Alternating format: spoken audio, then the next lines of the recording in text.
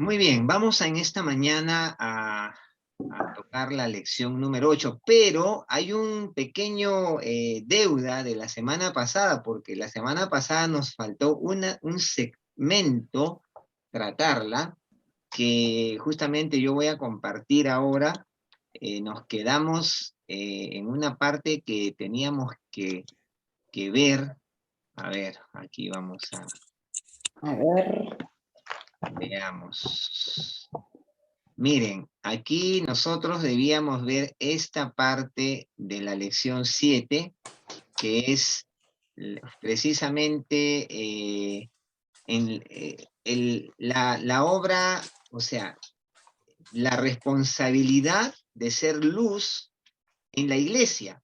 Y justamente nos faltó tratar 4 versículos que por razones de tiempo ya no los pudimos tratar, ¿no? Porque ya habíamos volado en el tiempo, así que vamos a mirar rapidito esto, la parte del 8 al 12, ¿no? Finalmente dice, sed pues de un mismo sentir, compasivos. Estamos en 1 Pedro 8, ¿ok? ¿Me siguen? 1 Pedro 8, vamos a leer hasta el 12. Vamos a leer hasta el 22, porque hoy día vamos a ir hasta el 4:6. Esa es la lección de hoy. Vamos a leer hasta el 12 y luego volvemos a leer entrando a la 8 ya directamente.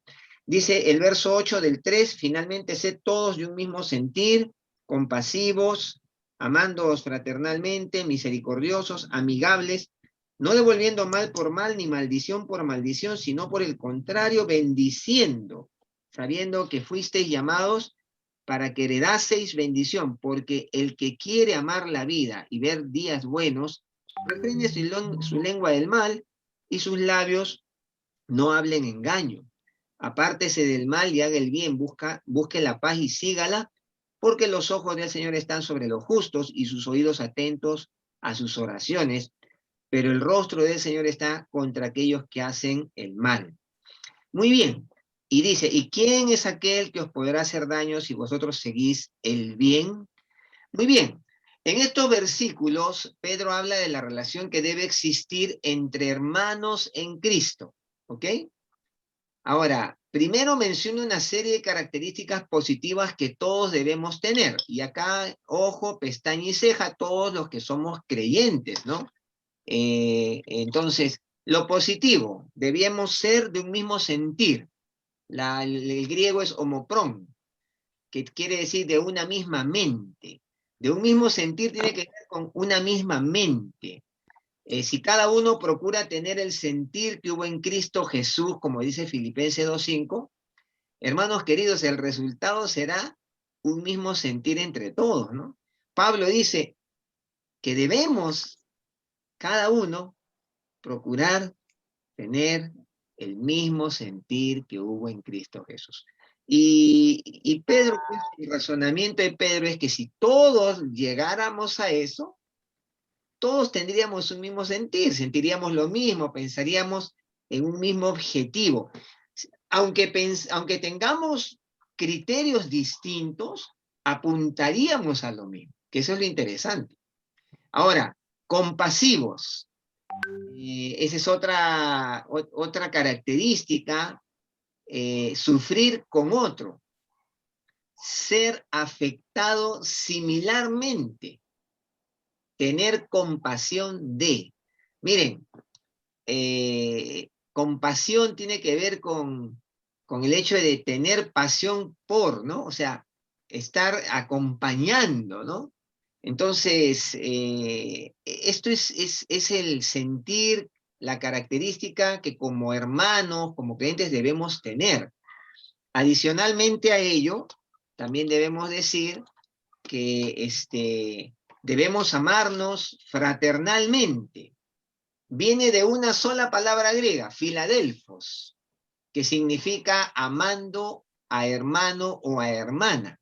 Es el amor filial, ¿no? De ese amor de hermanos.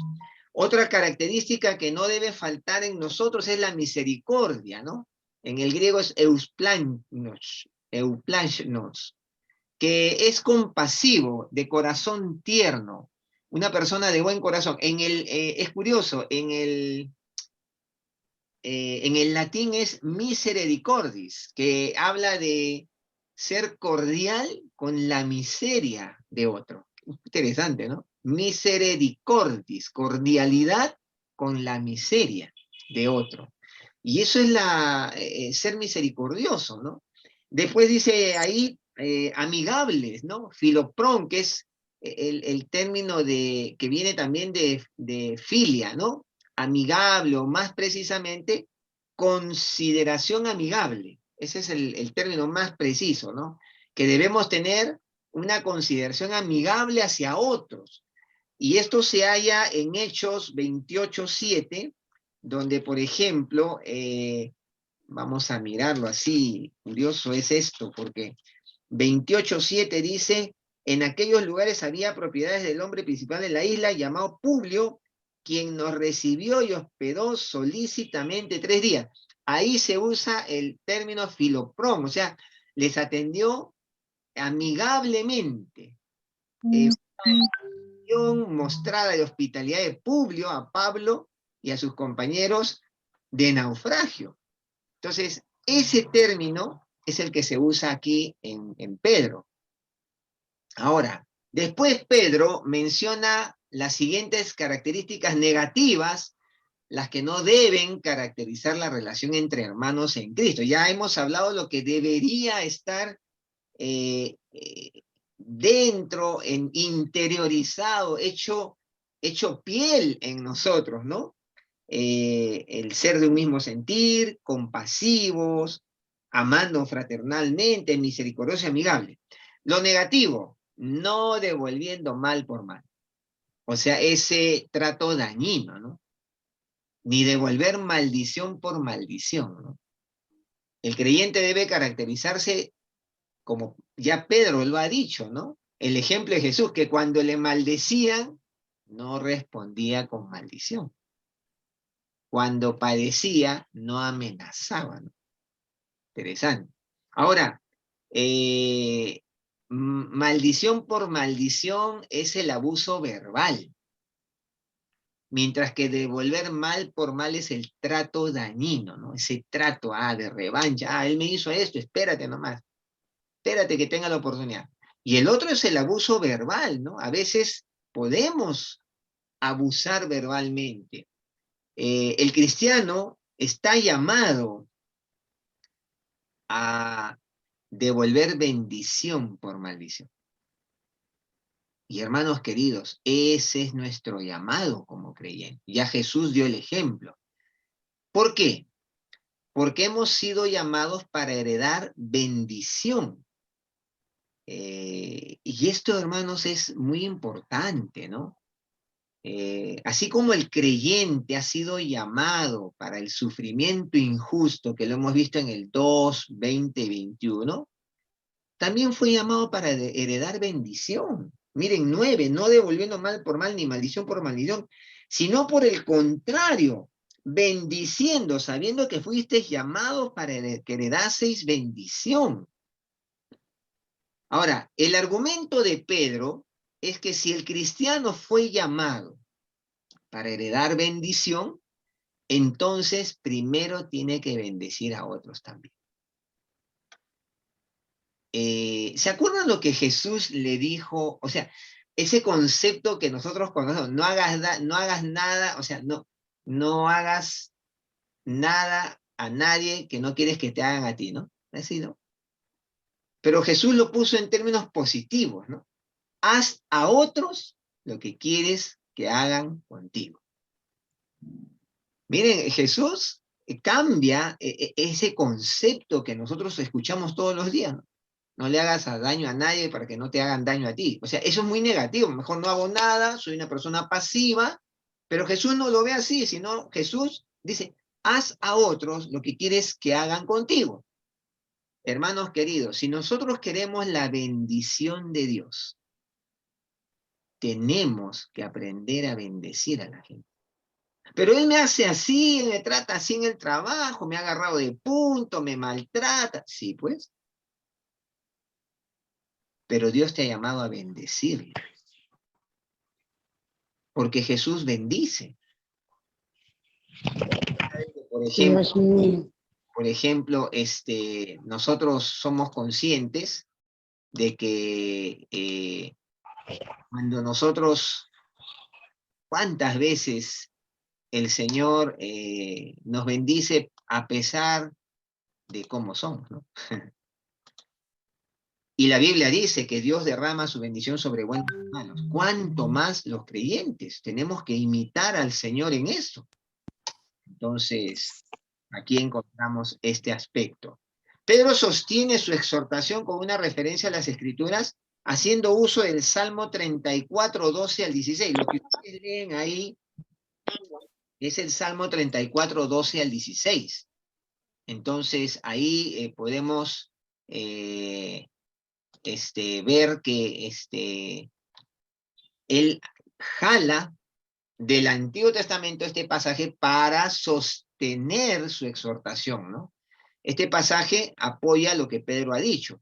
El hombre que evita la práctica del mal, 3:11, miren ustedes, apártese del mal y haga el bien, busque la paz y sígala. Dice, el hombre que evita la práctica del mal, tanto como él habla del mal, recibe la bendición de ver días buenos. Ahí está. El que quiere amar la vida, ojo, y ver días buenos, primero refrene su lengua del mal. Refrene su lengua de devolver maldición por maldición. Eso es lo que está diciendo Pedro. Y luego dice, apártese del mal y haga el bien. Entonces, ¿quieres amar la vida? ¿Quieres ser bendecido materialmente? Felicidad, libertad de eventos destructivos, pues aquí es la idea más elevada, ¿no? Porque los ojos del Señor, versos, están sobre los justos y sus oídos atentos a sus oraciones. Pero el rostro del Señor está en contra de aquellos que hacen el mal. Ojo. Pedro es bien directo, ¿no? Pedro no entra a medias tintas, no lo sombrea, no le pone anestesia. Lo dice sin anestesia. Y hermanos queridos, a veces, aún como creyentes, nos pasa que de pronto como que se nos detienen las bendiciones de Dios a la vida. Porque de repente estamos guardando amargura, porque de repente estamos devolviendo mal por mal, o maldición por maldición, estamos ofendiendo con nuestros labios, estamos tratando de manera dura, dañina. Y hermanos queridos, Dios nos llama a otro tipo de respuesta. Miren, el argumento de Pedro se basa en el Señor Jesucristo en el capítulo 2, y ahí lo dice, ¿no?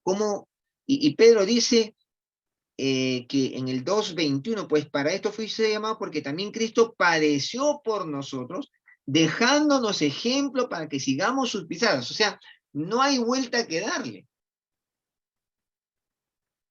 Él nos ha dejado ejemplo.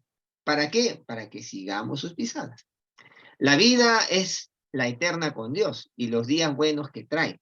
Porque ahí dice, el que quiere amar la vida y ver días buenos, bueno, ese es en el final, ¿no? Ahora, lo lindo de esto, hermanos, es que nuestra fe no solamente es una fe futura, porque uno puede pensar, bueno, ahora estamos pasando la pandemia, estoy pasando momentos tan duros, bueno, ¿qué me queda? No, esperaré que el Señor me lleve y allá será todo distinto. No, el Señor también ha prometido aquí, también darnos una vida de gozo, de paz. En medio de las dificultades está su presencia. Él está aquí, Él es un Dios del hoy también. Ustedes saben que una de las grandes dificultades que está viviendo la iglesia es que muchos se han llegado a deprimir, se han llenado de ansiedad, porque se han olvidado que el Señor también está hoy. Todos sabemos que nos espera una patria celestial. Sí, pero para el hoy, esa es una esperanza que puede ser un tanto lejana ahorita, pero saber que Dios está cercano a los que le buscan hoy, cambia la figura. Miren, el Salmo 145, para mí es un salmo que yo le animo a que lo lea, lo medite. Aquí dice el Salmo 145, verso 18 y 19, dice, cercano está Jehová a los que le invocan. ¿Cuándo? ¿En el futuro? ¿En la eternidad? Hoy.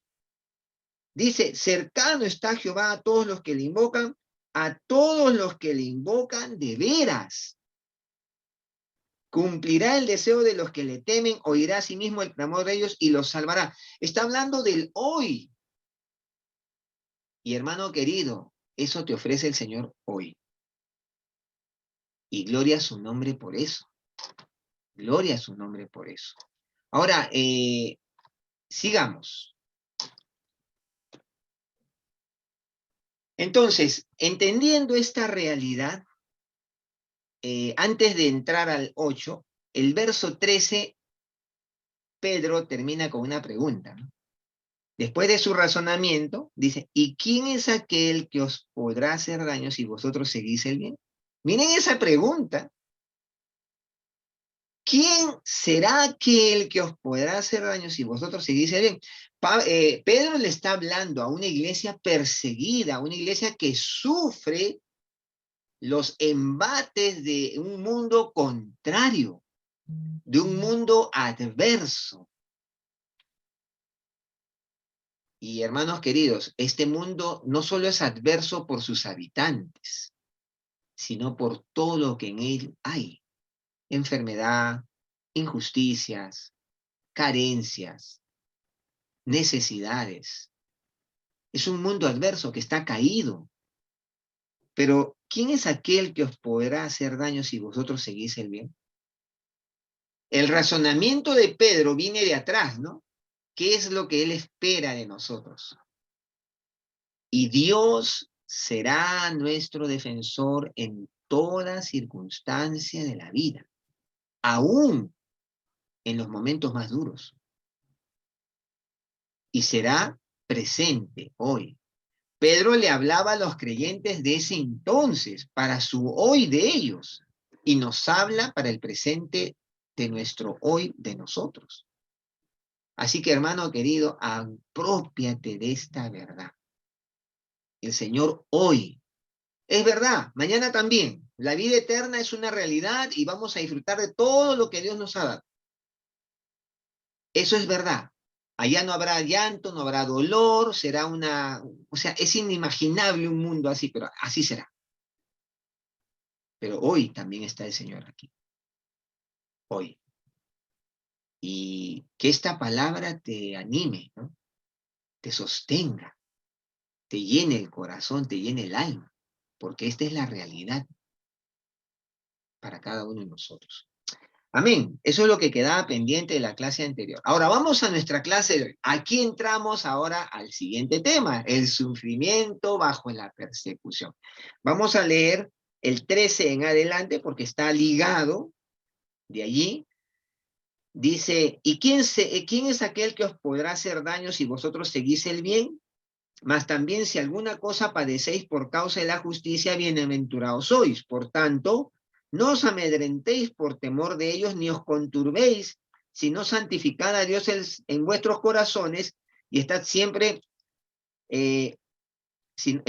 preparados para presentar defensa con mansedumbre y reverencia ante todo aquel que os demande razón de la esperanza que hay en vosotros, teniendo buena conciencia, para que en lo que murmuran de vosotros como de malhechores, sean avergonzados los que calumnian vuestra buena conducta en Cristo.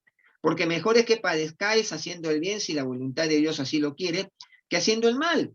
Porque también Cristo padeció una sola vez por los pecados, el justo por los injustos, para llevarnos a Dios, siendo a la verdad muerto en la carne, pero vivificado en espíritu, en el cual también fue y predicó a los espíritus encarcelados, los que en otro tiempo desobedecieron cuando una vez esperaba la paciencia de Dios en los días de Noé, mientras se preparaba el arca, en la cual pocas personas, es decir, 8, fueron salvadas por agua.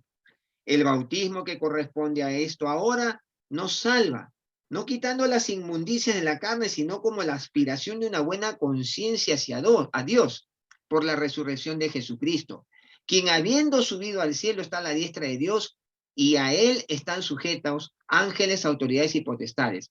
Puesto que Cristo ha padecido por nosotros en la carne, vosotros también armaos del mismo pensamiento, pues quien ha padecido en la carne terminó con el pecado, para no vivir el tiempo que resta en la carne conforme a las concupiscencias de los hombres, sino conforme a la voluntad de Dios. Baste ya el tiempo pasado para haber hecho lo que agrada a los gentiles, andando en lascivias, concupiscencias, embriagueces, orgías, disipación y abominables idolatrías. A estos les parece cosa extraña que vosotros no corráis con ellos en el mismo desenfreno de disolución y os ultrajan. Pero ellos darán cuenta al que está preparado para juzgar a los vivos y a los muertos, porque por esto también ha sido predicado el evangelio a los muertos, para que sean juzgados en carne según los hombres, pero vivan en espíritu según Dios. Ahí está, ahí está. Muy bien, entonces, aquí entonces nosotros vamos a tratar este tema de hoy, que es un tema por demás muy, muy interesante. En primer lugar, debemos decir que el sufrimiento bajo la persecución, que está relatado desde el 13 hasta el 4:6, en esta sección, Pedro, en su carta, trata el asunto del sufrimiento del cristiano a causa de la persecución. Miren, hermanos, no confundamos el sufrimiento a causa de nuestras irresponsabilidades, de nuestros descuidos, con el sufrimiento a causa de la persecución. A veces uno dice, estoy sufriendo, y uno le pregunta, ¿y por qué estás sufriendo? Ah, porque no hice esto, aquello, no fui responsable en estos aspectos de mi vida y estoy sufriendo. Bueno, esto no tiene que ver con la persecución. Y a veces sufrimos por nuestra negligencia en cosas claves de la vida, ¿no? Por ejemplo, a veces pasamos momentos de dificultad económica porque no hemos sido buenos administradores del dinero que Dios nos da, por ejemplo. A veces pasamos momentos de enfermedad porque no hemos cuidado el templo que Dios nos ha dado. O a veces no hemos hecho ¿cómo se dice? Hacernos los preventivos exámenes para ver cómo vamos. Bueno, aquí hablamos de la persecución. Y la persecución vista de diferentes formas, ¿no? Porque de repente aquí en nuestro país todavía, no sabemos, la persecución no es abierta, que vamos a perseguir a los cristianos porque están diciendo esto, aquello, y vamos a cerrar sus iglesias. Pero la persecución se presenta en muchas formas, ¿no? Que la vamos a ver en este pasaje. Ahora, Pedro, como ustedes ya saben, ya había aludido a este punto en el 1:6 al 9, en el 2:12, en el 2:18 al 25 lo trató en el contexto del siervo que sufre injustamente ante su amo. Pero Pedro volverá a este tema también en el 4:12 al 19. Uno puede fijarse, acá dice, ¿y por qué Pedro trata tanto este tema del sufrimiento por causa de la fe? Porque no cabe duda, mis hermanos, que era un tema muy presente para los primeros lectores de este epístola. Era algo que estaba a flor de piel, allí latente. Y Pedro lo va a tratar, porque esta carta, no se olviden, es una carta de aliento, de esperanza. Tenemos una esperanza gloriosa a base de una inmensa salvación que Dios nos ha dado. Y por tanto, por esa salvación tan grande, por tanto, somos llamados a vivir nuestra fe de manera práctica. Porque esta salvación que hemos recibido, bien lo amerita. Ese es el contenido de esta carta. Ahora, en general, hay tres partes de esta presente sección. Primero, Pedro presenta sus exhortaciones para la conducta de los cristianos en medio de la persecución. Del 13 al 17, exhortaciones para la conducta de los cristianos en medio de la persecución. Segundo, después Pedro emplea el ejemplo de Cristo, cuyo padecimiento produjo el bien. Del 18 al 22. Y por último, Pedro vuelve al cristiano y le aplica el ejemplo de Cristo, del 4:1 al 6. Ahora, el creyente debe terminar con el pecado, o sea, dejar de practicarlo. Una cosa es que yo practique el pecado como estilo de vida, y otra cosa es que yo peque de cuando en cuando porque soy pecador, pero no como ese hábito que teníamos antes de ser creyentes. Ahora, esta sección empieza aquí en el 3:13 y termina en el 4:4 con la persecución que el mundo ejerce contra el cristiano.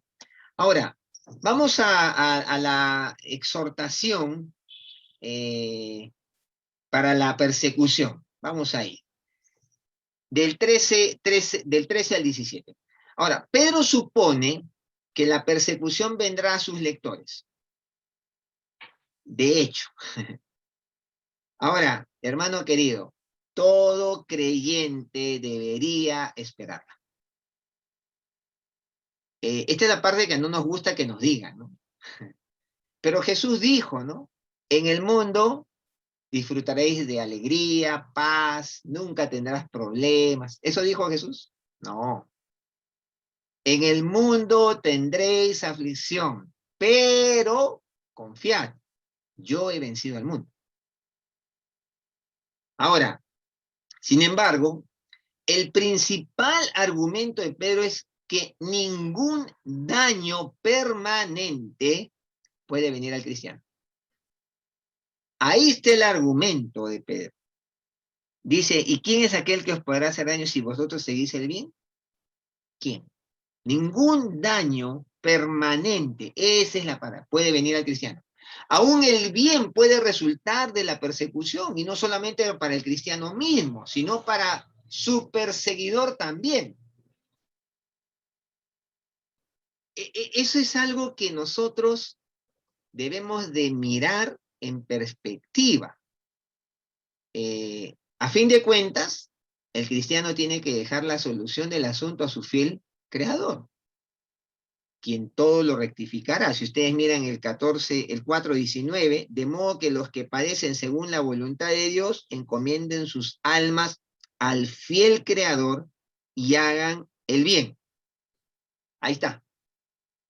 Si ustedes miran antes, en el 24, 23, ¿qué es lo que hacía Jesús? Encomendaba la causa al que juzga justamente. Entonces, el razonamiento de Pedro es muy interesante. En esta sección, Pedro recorre el tema de padecer por causa de la justicia, verso 14, más también si alguna cosa padecéis por causa de la justicia, ¿qué dice ahí? Desdichados sois, ¿no? ¿Qué dice? Si, 14, si alguna cosa padecéis por causa de la justicia, desdichados sois. Bienaventurados sois, ¿no? Bienaventurados sois. Ahora, padecer por causa de la justicia o haciendo el bien. Hermanos, ¿cuántas veces padecemos por hacer el bien? Y dice, por tanto, no os amedrentéis, ¿no? Ahora, los versículos 18 al 25 del 2, Pedro ya trató esta idea del sufrimiento injusto, ¿no es cierto? Ahora, las siguientes exhortaciones que Pedro da a sus lectores respecto a cómo responder a la persecución del mundo, las vamos a encontrar aquí. En esta sección recorre el tema de padecer por causa de la justicia, haciendo el bien. Lo vamos a ver en el 17. Ahora, vamos a mirar algo bien interesante aquí.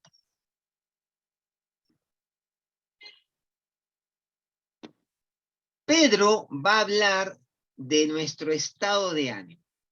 3:14. Mas también, si alguna cosa padecéis por causa de la justicia, queridos, bienaventurados sois. Y luego dice, por tanto, no os amedrentéis por temor de ellos, ni os conturbéis. Pedro les dice, no se amedrenten, ni os conturbéis.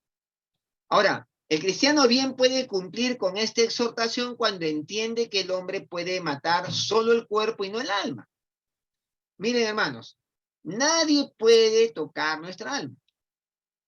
Nos pueden hacer pedacitos, cortar en tipo cebolla para el ceviche, pero nada más. Nuestra alma no.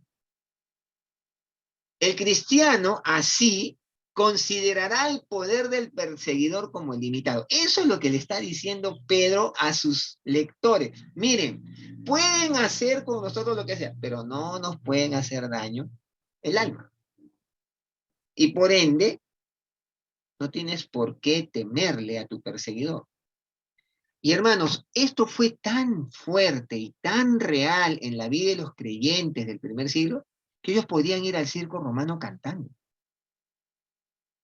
¿Usted se imagina eso? Eso era algo que al imperio romano, al romano de esa época, lo sacaba de su razón, de su lógica. ¿Cómo pueden entrar cantando al circo romano donde se van a comer los leones? ¿Cómo? Y esto es porque ellos estaban viviendo en carne propia esta realidad. Nos pueden hacer pedazos por fuera, pero nadie nos puede tocar nuestra alma comprada por un precio altísimo, la sangre de Cristo. El cristiano siempre queda con su alma, la cual permanecerá para una herencia reservada en los cielos. Como dice el verso 3 y 4 de primera de Pedro 1, ¿no? Bendito el Dios y Padre nuestro Señor Jesucristo, que según su grande misericordia nos hizo renacer por una esperanza viva, por la resurrección de Jesucristo de los muertos, para una herencia incorruptible, incontaminada, inmarcesible, reservada en los cielos para vosotros. Qué cosa, ¿no? Tan tremenda. ¿Por qué pues amedrentarse? Ese es el razonamiento de Pedro. ¿Por qué amedrentarse? Además, la confianza del cristiano es una de sus mejores defensas contra el perseguidor. Ahora, esta valentía puede sorprender y desequilibrar al oponente, ¿no? Porque dice, este tiene algo que es sobrenatural. Sobrenatural, por cierto. Entonces, vamos mirando, ¿no? Eso es en cuanto a su estado de ánimo. Su preparación, 3:15, dice, si no, en vez de amedrentarse y tener temor, por el contrario, santificad a Dios el Señor en vuestros corazones. ¿Y qué más? Y estad siempre preparados para presentar defensa con mansedumbre y reverencia ante todo el que os demande razón de la esperanza que hay en vosotros. Pedro les exhorta, estad siempre preparados para presentar defensa. Ahora, tengamos presente las circunstancias de esta exhortación. Estos primeros cristianos fueron amenazados con muerte por sus perseguidores. Ellos no fueron amenazados, ya, mira, espérate, me voy a vengar de ti. No, no, no, muerte. Y cuando fueron amenazados así, en vez de amedrentarse, revelaron a sus acusadores que la muerte no les puede dañar, porque ellos tenían, ¿qué cosa? Esperanza. Esperanza de vida eterna. Y entonces, al ver sus perseguidores esta esperanza que tenían los cristianos, pues demandarían una razón. Miren, ¿no? Esa esperanza generaba una inquietud en el perseguidor. ¿Y cuál es la razón? ¿Por qué tú tienes tanta confianza? ¿De dónde viene tu esperanza? Entonces los perseguidores iban a demandar una razón. Entonces el cristiano tendría que estar preparado para explicarle a su perseguidor cómo Dios le hizo renacer para una esperanza viva. Y hermanos queridos, miren, aquí está la esencia de ser sal. ¿Qué produce la sal de primera intención cuando uno la ingiere? Sed, ¿no? Sed.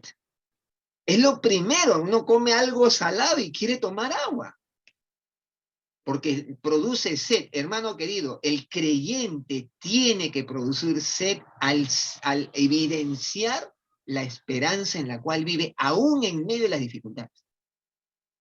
Entonces, sus opositores, la gente que le rodea, probablemente tu familia que te ve como si fueras pues una persona fuera de tus cabales porque un día domingo como hoy estás escuchando una clase. No, estos están todos locos. Yo estaría en mi casa tomando desayuno, durmiendo hasta las 11, 12 del día. Y ellos dirán, este está loco. Pero cuando ellos vean en tu corazón, en tu vida, que hay una profunda esperanza, que genera paz en tu corazón, aún en los momentos más terribles de la vida, van a demandar razón de esa esperanza. Y será la oportunidad de que tú le des a conocer esa esperanza que hizo, ese obrar de Dios que hizo renacer tu vida a una nueva esperanza que es viva. Y obviamente a muchas otras cosas respecto a la salvación que el Señor te ha dado. Y hermanos queridos, ese es el razonamiento de Pedro. Y aquí nos dice las primeras cosas que Pedro escribe en su carta podrían ser, en la parte de la introducción, ahí del 1:3 al 12, serían una buena defensa de la esperanza que tienes. Mira, Dios me hizo renacer una esperanza viva. Entonces, el principio de esta preparación, ¿en dónde arranca? En santificar a Dios el Señor en nuestros corazones. Ahí arranca. Dice, si no santificad a Dios el Señor vuestro, y estad siempre preparados. ¿Cómo yo me preparo para presentar defensa de la esperanza que tengo? Cuando yo consagro mi vida al Señor. Cuando yo me aparto a Dios como la máxima prioridad de mi vida. Mi corazón, Dios es el número 1 en mis prioridades. Y hermano querido, si Dios no tiene el primer lugar en todo, entonces no habrá tal confianza. Así es. Tú te vas a dar cuenta de algo, que cuando tú dejas a Dios, lo trasladas del primer lugar a un segundo, tercero, cuarto lugar, tu confianza se debilita, se desmorona. La esperanza se vuelve como que se pierde. Entonces, por ende, tampoco tendrás defensa oportuna. Es así.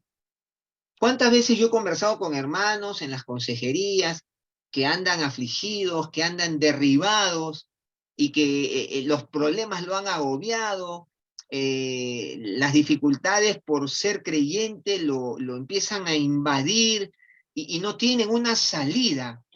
Y uno les pregunta, hermano, ¿y cómo está tu comunión con el Señor? Bueno, lo que pasa es que estaba un poco ocupado y me he descuidado, hace tiempo que no oro, bueno, la Biblia, no, hace tiempo que no la leo. Entonces ahí empezamos a darnos cuenta dónde está la raíz del problema.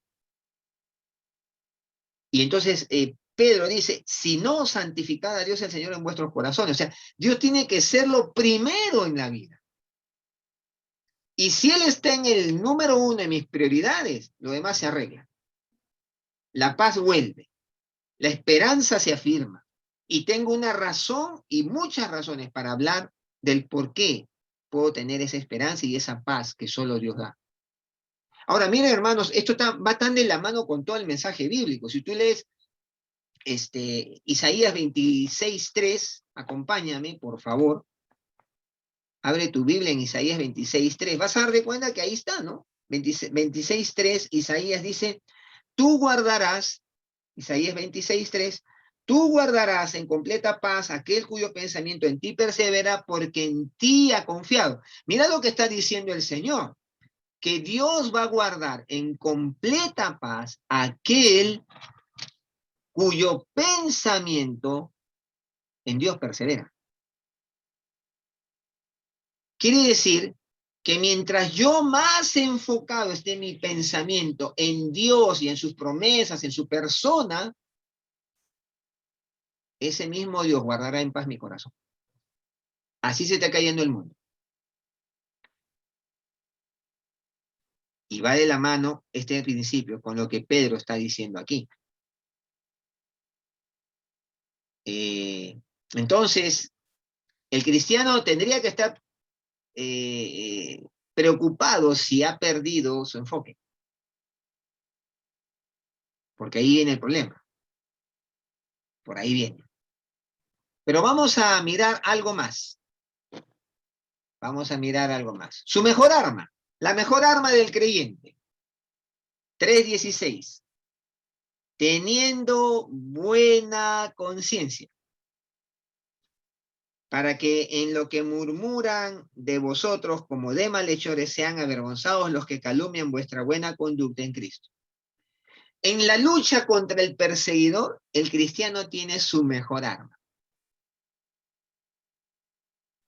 Si ustedes miran el 4:1, dice, puesto que Cristo padeció por nosotros en la carne, vosotros también armaos del mismo pensamiento. Miren, hermanos, la mejor arma del creyente ante el perseguidor es su buena conciencia. Ahora, ¿cuál es el fruto de dónde viene la buena conciencia? De su buena conducta.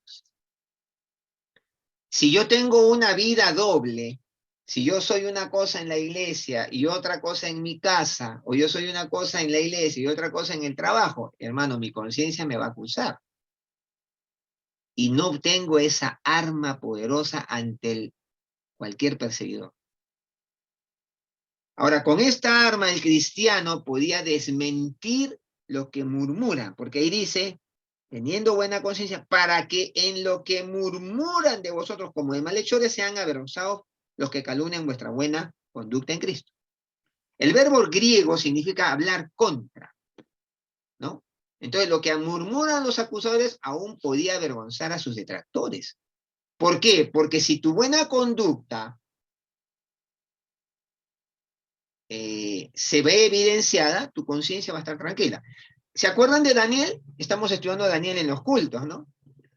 Me gusta mucho ahí en Daniel 3, cuando Daniel se le hace una trama, ¿no? Una trampa ahí.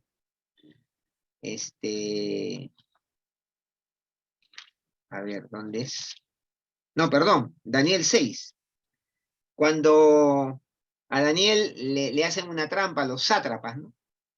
Y es impresionante porque el Daniel 6:4 dice, entonces los gobernadores y sátrapas, que eran sus enemigos, sus perseguidores, por su fe, dice, buscaban ocasión para acusar a Daniel en lo relacionado al reino, mas no podían hallar ocasión alguna o falta porque él era fiel y ningún vicio ni falta fue hallado en él. ¡Qué cosa tan tremenda!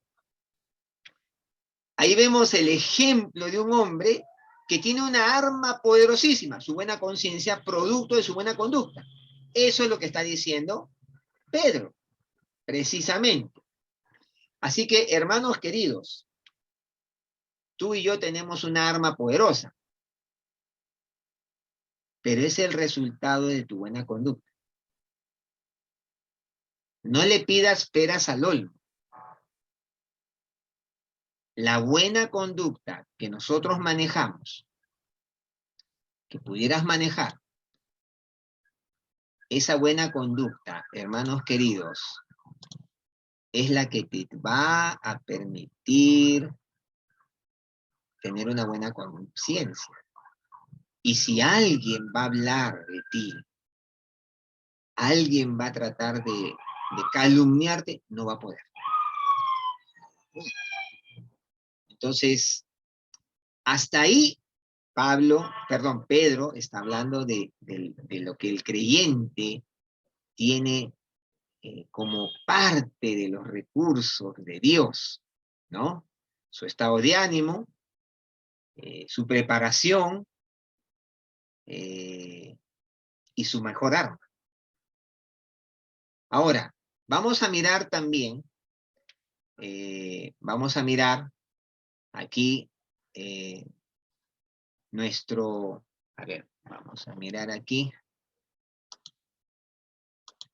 nuestro compartir de pantalla. El ejemplo de Cristo. Ay, ay, ay. Ahí se nos pone más difícil el asunto, porque Cristo nos deja tremendo ejemplo. Ahora, no es fácil seguir el argumento de Pedro aquí, porque Pedro en su gran deseo, como escribe, podría llevarnos y él está emocionado con lo que está diciendo. Pero esto sí podemos entender que Pedro acaba de exhortar a los cristianos a aceptar el sufrimiento injusto, porque de ello puede salir el bien. Ese es el razonamiento del 13 al 17. Ahora, Pedro quiere mostrar esto en el ejemplo de Jesús, porque dice ahí 18, porque también Cristo padeció una sola vez por los pecados. Entonces, vamos adelante. El sufrimiento de Cristo tenía provecho, el cual Pedro menciona dos ejemplos. Primero, que la muerte de Cristo abrió para el hombre el camino a Dios. Versículo 18, porque Cristo también padeció una vez por los pecados, el justo por los injustos, para llevarnos a Dios. ¿Ok? Ahí está. El segundo ejemplo no es tan obvio, pero tiene que ver con alguna predicación a los espíritus encarcelados, de los que vamos a hablar ahorita, porque ese es un tema, por cierto, un poco confuso para muchos. Ahora, Pedro termina el argumento con otra consecuencia del sufrimiento de Cristo, su ascensión y glorificación en el 3:22, quien habiendo subido al cielo está a la diestra de Dios y a él están sujetos ángeles, autoridades y potestades. Muy bien, lo cual también espera al cristiano que padece, ¿no? Que padece en este tiempo. Nosotros vamos a ascender, vamos a ser glorificados, y de eso está hablando Pedro. Ahora, dos interpretaciones importantes para este pasaje. Dice el 19, bueno, vamos 18, porque también Cristo padeció una sola vez por los pecados, el justo por los injustos, para llevarnos a Dios, siendo la verdad muerto en la carne, pero vivificado en espíritu, en el cual también fue y predicó a los espíritus encarcelados. Aquí entonces vamos a mirar un poquito dos interpretaciones con relación a este pasaje. Después de su muerte, hay dos interpretaciones que considerar respecto a los versículos 19 y 20. Lo más natural sería entender que Jesús fue y predicó después de su muerte y antes de su resurrección. Ahora, parece ser por este versículo que cuando por la muerte el Espíritu de Cristo fue separado de su cuerpo, él pudo ir y predicar en el mundo espiritual. Eso dice un comentarista, Witton. Ahora, pero fijémonos en la palabra predicó. La palabra predicó es en el griego keruso, que viene del verbo griego que simplemente significa proclamar. Hay otra palabra griega que es evangelizo, eugelizo o evangelizo, que significa traer o anunciar buenas nuevas. Ojo, quiero que me capten, por favor. La palabra predicó en este pasaje es keruso, ¿ok? Pedro no menciona aquí la predicación del Evangelio para ofrecer alguna segunda oportunidad de salvación, que es lo que algunos suponen. Una proclamación, por ejemplo, del triunfo de Cristo, bien correspondería al contexto y al verbo griego usado aquí, que es, como digo, queruso, no es evangelizo. Entonces,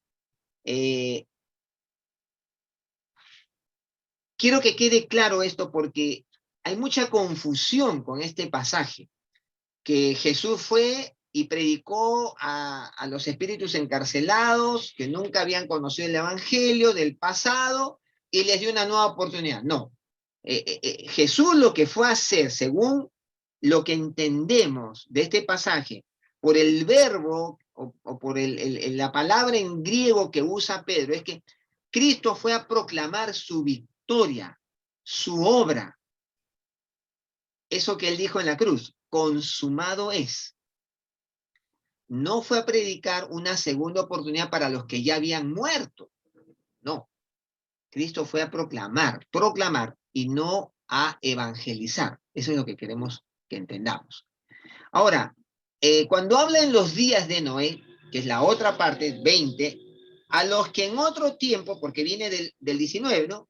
En el cual también fue y predicó, queruso, proclamó a los espíritus encarcelados, los que en otro tiempo desobedecieron cuando una vez esperaba la paciencia de Dios en los días de Noé, mientras se preparaba el arca en la cual pocas personas, es decir, 8, fueron salvadas por agua. La otra interpretación sostiene que Cristo hizo esta predicación no después de su muerte, ojo, escuchen, sino en los días de Noé.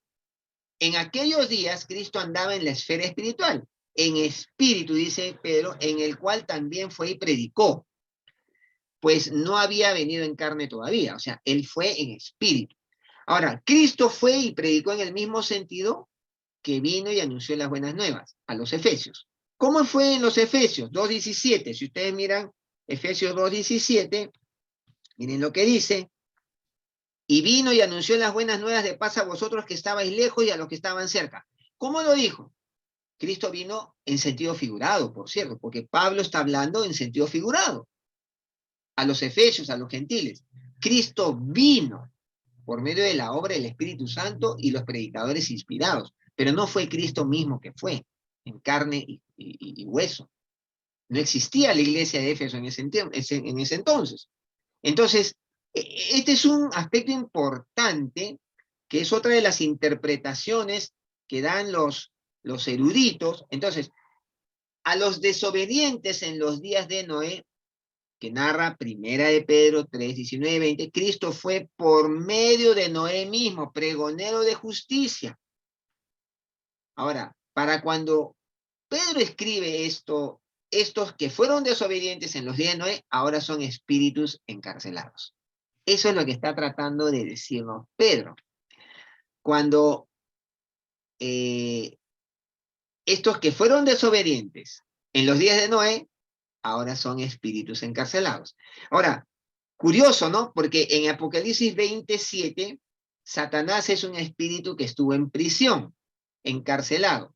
Ahora, en primera, o sea, hablando de Apocalipsis 27, porque ahí se habla de los tiempos finales y que Satanás iba a ser encadenado 1000 años, ¿no? Y venía el reino milenial de Cristo y luego habla el 27 que él iba a ser ya lanzado al lado del fuego y todo lo demás, pero estuvo encarcelado. Entonces, se le menciona a Satanás como un espíritu que estuvo en prisión, encarcelado. En 1 Pedro 3:19 viene de esta misma palabra griega, pulaque, la idea de un lugar donde los espíritus están bajo custodia, lo cual es bíblica. Hay un lugar donde los espíritus están bajo custodia. ¿Los espíritus de quién? De los que no obedecen, de los desobedientes, de los que van a condenación eterna. Ahora, la mención de Noé, el arca y el agua en el 3:20, los que en otro tiempo desobedecieron cuando una vez esperaba la paciencia de Dios en los días de Noé, mientras se preparaba el arca en la cual pocas personas, es decir, 8, fueron salvadas por agua, mueve a Pedro a hacer una comparación con el bautismo que corresponde a esto, dice Pedro, ahora nos salva. ¿de qué está hablando? 21. El bautismo que corresponde a esto ahora nos salva, no quitando las inmundicias de la carne, sino como la aspiración de una buena conciencia hacia Dios por la resurrección de Jesucristo. Esa mención lo mueve a Pedro a hacer una comparación con el bautismo. Entonces, esto es importante. Ahora, la pregunta que surge de todo esto: ¿hay una segunda oportunidad para el pecador, para el perdido? Bueno, vale decir que, como se notó antes, hay algunos que suponen que el 3:19 enseña que los muertos tendrán otra oportunidad de salvarse. Pero ya hemos dicho anteriormente que el texto no lo sostiene, no lo menciona, el Evangelio ni la idea de salvación. Y entonces no hay ese concepto, ni siquiera en el Evangelio se menciona. Entonces es importante, recuerden, hay dos términos que se usan para decir proclamar. Uno es queruso y otro es evangelizo. Pero Pedro usa queruso, proclamar, no anunciar buenas nuevas. Ahora, los siguientes pasajes también aclaran que no hay segunda oportunidad de salvación después de la muerte. Que se consideren bien, por ejemplo, 2 Corintios 5:10. Si ustedes van a 2 Corintios 5:10, va a decir ahí: porque es necesario que todos nosotros comparezcamos ante el tribunal de Cristo para que cada uno reciba según lo que haya hecho mientras estaba en el cuerpo, sea bueno o sea malo. O sea, Hebreos 9:27 está establecido a los hombres que mueran una sola vez y después de esto el juicio. O sea, no hay una segunda oportunidad para el perdido. Primera de Pedro 4:6 también es equivocado para enseñar esta falsa idea. Dice: porque por esto también ha sido predicado el evangelio de los muertos, para que sean juzgados en carne según los hombres, que vivan en espíritu según Dios. Muchos usan este pasaje para hablar de que hay una segunda oportunidad para el perdido. Y eso no está bien interpretado, no está bien enseñado, ¿no? Ahora, el punto principal, es importante que vayamos cerrando esta idea. Sea lo que sea la interpretación de 3:19 al 20, no perdamos el enfoque principal de Pedro. Pedro quiso dar un ejemplo de lo provechoso que puede resultar del sufrimiento injusto. Escúcheme bien, hermano. Además de lograr la salvación del hombre, 3:18, el sufrimiento de Cristo también le trajo gloria. 3:22 dice: quien habiendo subido del cielo está a la diestra de Dios. Y autoridad le trajo, el sufrimiento de Cristo trajo a Jesús gloria y autoridad, porque a él están sujetos potestades, ángeles, autoridades. Ahora, que el cristiano perseguido por lo que usted quiera poner, situaciones, personas, opositores a la fe, sistema, el cristiano que perseguido debe buscar también la gloria después del sufrimiento. Debemos buscarla, porque eso es parte de lo que Dios ha prometido. Hebreos 12, 1 al 3 lo puede concretar, ¿no? Cuando dice Hebreos ahí, 12, dice: por tanto, nosotros también, teniendo en derredor nuestro tan grande nube de testigos, despojemos de todo peso y del pecado que nos asedia y corramos con paciencia la carrera que tenemos por delante. Verso 3, considerad aquel que sufrió tal contradicción de pecadores contra sí mismo, para que vuestro ánimo no se canse hasta desmayar. Entonces, debemos buscar. Ahora, vamos a la aplicación del ejemplo, terminar con el pecado. Aunque el capítulo cambia, Pedro sigue con su mismo argumento. En el 4:1 al 6, Pedro aplica el ejemplo de Cristo al cristiano. Miren lo que dice: puesto que Cristo ha padecido, ¿no? Verso 1, por nosotros en la carne, vosotros también armados del mismo pensamiento. Miren, hermanos, el cristiano, ustedes y yo, debemos aceptar el concepto de la persecución y lo bueno que puede venir de ella. Eso es lo que Pedro le está diciendo. puesto que Cristo ha padecido, vosotros también armaos del mismo pensamiento, pues quien ha padecido en la carne también terminó con el pecado. Entonces acá vemos acá hay otro punto que añade Pedro. Quien ha padecido en la carne terminó con el pecado. Miren, la persona que deja de practicar el pecado, tarde o temprano se encontrará padeciendo la persecución. Sí, mi hermano. La persona que ha dejado de practicar el pecado, que ha dejado la vida del hábito del pecado porque Cristo vino a su vida, tarde o temprano encontrará que estará padeciendo la persecución. Como los siguientes versículos del 4 lo van a explicar. La razón de esto es sencilla. A los del mundo, los gentiles, les parece cosa extraña que vosotros corráis con ellos en el mismo desenfreno y disolución. Ahí está. La reacción del incrédulo al cristiano que ha hecho este cambio es la persecución. Nos van a ultrajar, nos van a mirar como si fuéramos extraterrestres. Eso debería ser así. Ahora, aquí hay una pregunta que tenemos que hacernos.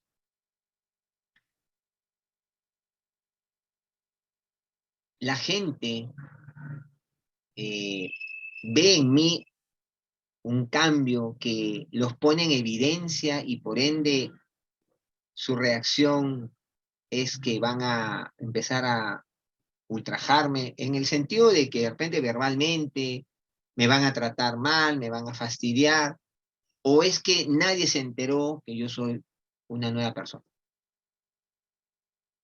Ahora, sin mencionar palabra alguna, el cristiano con su cambio de conducta, ojo, condena a su compañero anterior del mundo. Mira lo que dice aquí.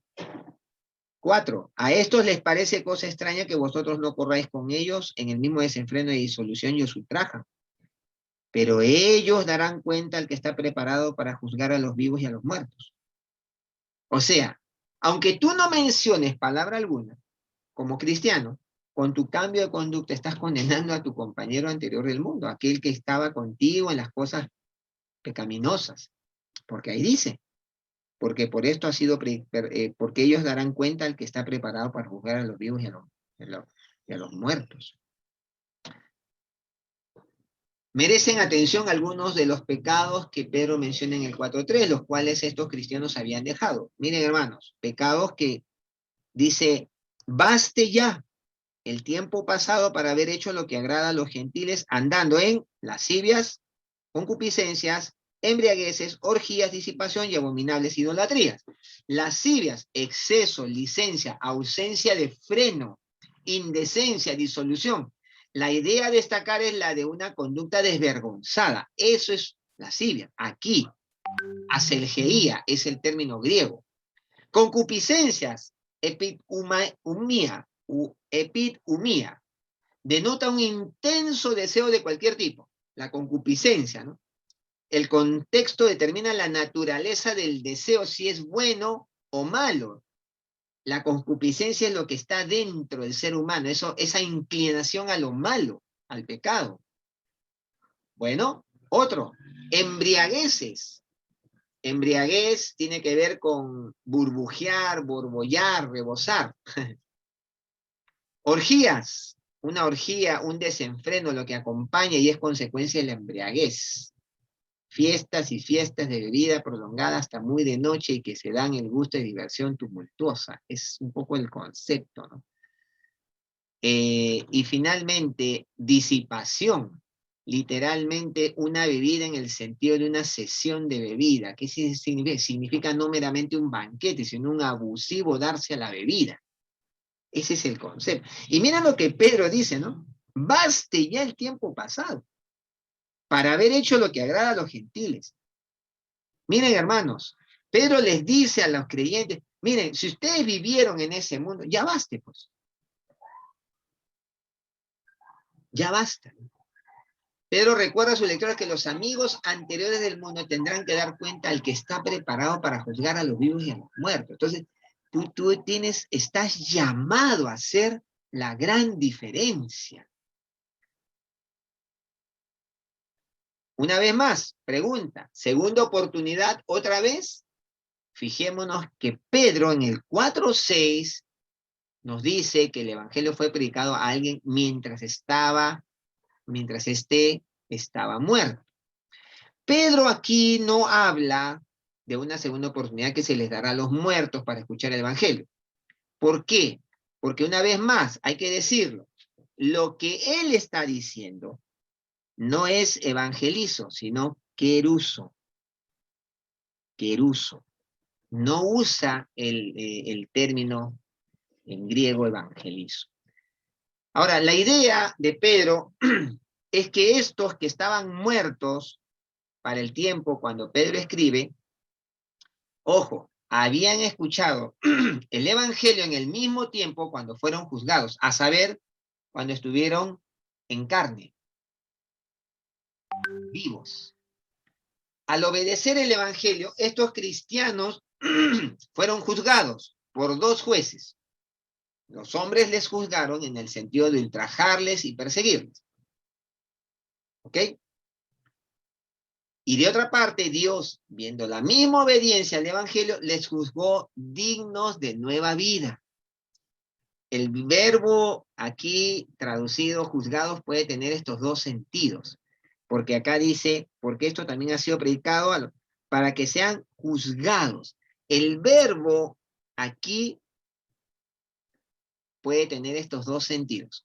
Los hombres les juzgaron, ultrajándoles y persiguiéndoles, y Dios les juzgó considerándolos dignos de nueva vida.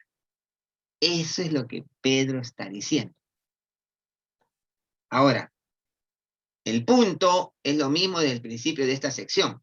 La persecución puede resultar en el bien aun si la persona muere, con tal que le haya sido predicado el evangelio y éste lo haya obedecido, esta persona siempre tendrá vida eterna, aunque el hombre le haga morir. Eso es lo que Pedro está diciendo. Y hermanos queridos, el razonamiento de Pedro es muy interesante. Muy interesante. Y acá entonces nos queda cerrar esta lección y preguntarnos, hacernos algunas preguntas, que es bueno aplicarlas a nuestra vida. Primero, querido hermano, ¿eres de los que se amedrenta ante las persecuciones de este tiempo moderno? Rechazo, burlas, abandono, calumnias, insultos. Pregúntate, ¿te amedrentas? ¿Te achicas? Diríamos, ¿te empequeñeces? ¿Qué estás haciendo para poder presentar buena defensa del Evangelio con mansedumbre? Porque dice ahí, para que presentéis defensa del Evangelio con mansedumbre. ¿Qué estás haciendo? ¿Qué estamos haciendo como creyentes para que eso sea posible? De repente, tenemos que prepararnos más, estudiar la palabra, conocer los conceptos, saber cómo responder a las demandas del tiempo presente. Pero también dice, santificad a Dios el Señor en vuestros corazones. Empieza con una correcta comunión con el Señor. Que tu orden de prioridades esté clarísimo. Señor, tú eres el número uno en mi vida. Tu tiempo a solas con Dios, tu tiempo de oración. En tercer lugar, posees buena conciencia, de tal manera que quienes te persiguen puedan quedar avergonzados. Recuerda que la buena conciencia es el producto de una buena conducta. Nadie puede tener buena conciencia si su conducta no es la adecuada. Y esa buena conciencia solo se obtiene de una correcta relación con Dios que me permite dar frutos de justicia, llenura del Espíritu Santo. 4. ¿Cómo estás terminando con el pecado en tu vida? Entendiendo que el padecimiento se convierte en una herramienta de Dios para eso. ¿Te has puesto a pensar en eso? Me llama tremendamente la atención cuando dice que Pues quien ha padecido en la carne terminó con el pecado. Y la pregunta que yo me hacía, ¿cómo estoy terminando yo con el pecado en mi vida? Entendiendo que el padecimiento se convierte en una herramienta de Dios para eso. A veces le huimos al padecimiento por causa de la fe. Pero nos olvidamos que el padecimiento va a ayudarnos a terminar con ese pecado que a veces nos arrastramos en la vida, ¿no? Y con esa área débil que no hemos logrado vencer. Miren, Hebreos dice, ¿no?, que Jesús, por lo que padeció, aprendió la obediencia. Jesús, en los días de su carne, por lo que padeció, aprendió la obediencia. La vida cristiana, el padecimiento en la vida cristiana también es una escuela de Dios. Para decirnos que no me debo desprender de Dios ni un milímetro. Y por último, ¿puedes decir que la práctica del pecado es cosa del pasado en tu vida? No me refiero a que ya no peques. No, estoy hablando de la práctica, el hábito pecaminoso que teníamos antes de conocer a Cristo.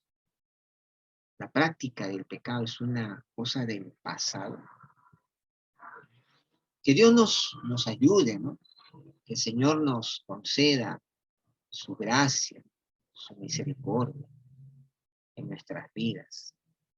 Y que podamos entonces ser desafiados. Hay una riqueza en este pasaje, no nos da todo el tiempo para hablar más, pero que Dios en su gracia nos permita asimilar estas verdades. Hermanos queridos, si Dios está permitiendo algunos padecimientos en tu vida es porque te quiere purificar la vida. Es así. Quienes hemos pasado por momentos duros, es como que el Señor te mete al horno, al crisol, ¿no? Y todo metal que entra al crisol siempre sale más puro. Y tú te vas a dar cuenta, ¿no? Creyentes que han sufrido mucho, tienen mucho más que decir, tienen mucha más vida que dar, porque han sido preparados por Dios. Y tarde o temprano, no te voy a augurios malos, no, es que es bíblico, tarde o temprano, Dios te va a meter al crisol del sufrimiento, porque te ama profundamente y quiere sacar su mejor obra de arte de tu vida. Termino con una frase que me encanta, porque Dios no nos ama por lo que somos. A veces uno dice, Dios me ama por lo que soy. No, Dios te ama por lo que vas a hacer, por lo que vas a llegar a hacer, por su obra de sus manos en ti. Es como que Dios mira la obra terminada y dice, este es maravilloso y yo voy a empeñarme a trabajar en él. Por eso lo amo. Porque la obra terminada es maravillosa. Dios ha puesto sus manos en nuestras vidas y como dice Pablo, el que comenzó en vosotros la buena obra la terminará hasta el día de Cristo. Gloria a su nombre. Vamos a orar, vamos a orar. Nos ganó la hora, nos ganó la hora. Pero vamos a orar, ahí donde estamos. Señor, en esta tarde ya, venimos delante de ti, reconociendo que naturalmente no nos gusta el padecimiento, que nuestra naturaleza hedonista no le gusta verse sometida a la persecución, al padecimiento de cualquier índole, y mucho menos cuando se trata de nuestra fe. Quisiéramos vivir la vida libres de todo ultraje, de palabras duras de parte de otros. Y esto se nota muchas veces porque hasta muchas veces tenemos temor de decir que somos cristianos, a veces tenemos temor de hablar de nuestra fe, y no porque no te amemos, sino porque es parte de nuestra naturaleza humana. Pero Señor, que entendamos lo que tú hablaste a través de tu siervo Pedro, que el padecimiento, el sufrimiento, tiene un resultado también en nuestra vida y también en la vida de los perseguidores. Que nos interioricemos este concepto, porque probablemente somos perseguidos en nuestro propio hogar, somos el único creyente, pero nos olvidamos que eso puede ser la gran oportunidad para que nuestra familia te conozca, al ver nuestra buena conciencia, producto de nuestra buena conducta. Y en lo que murmuran de nosotros, como de malhechores, se vean ellos sí mismos evidenciados y avergonzados. Señor, danos vidas que tengan autoridad en fruto de conducta. Danos vidas, Señor, que nadie pueda señalar, sino por el contrario, produzcan esa sed. ¿Por qué eres así? ¿Qué hay detrás? Y sea la gran oportunidad de dar a conocer nuestra maravillosa esperanza en Cristo. Señor, bendice la vida de mis hermanos. Bendice cada corazón aquí, cada situación. Yo no les conozco sus situaciones particulares, pero tú sí, Señor. Tú sabes qué están atravesando cada uno en este mismo momento. De repente, el hecho de que sus familias no les miren bien, a veces, Señor, la indiferencia en el trabajo, en el hogar, la crítica, la burla. Señor, fortalece la vida de mis hermanos. Anímales con esta palabra tuya, a que puedan, Señor, armarse de valor, como dice tu palabra, y podamos, Señor, entendiendo que Cristo también padeció, armarnos de ese valor que viene de ti. Gloria a tu nombre, Señor. Padre, dejo en tus manos la vida de tus hijos, mi propia vida. Ayúdanos a aplicar esto a nuestra vida, Señor. Y que podamos ser portadores de una esperanza viva que dé una justa razón con mansedumbre de esta esperanza. Señor, gracias por esta tarde. Nos encomendamos a ti en el nombre de Jesús, el Señor de señores y Rey de reyes. Amén.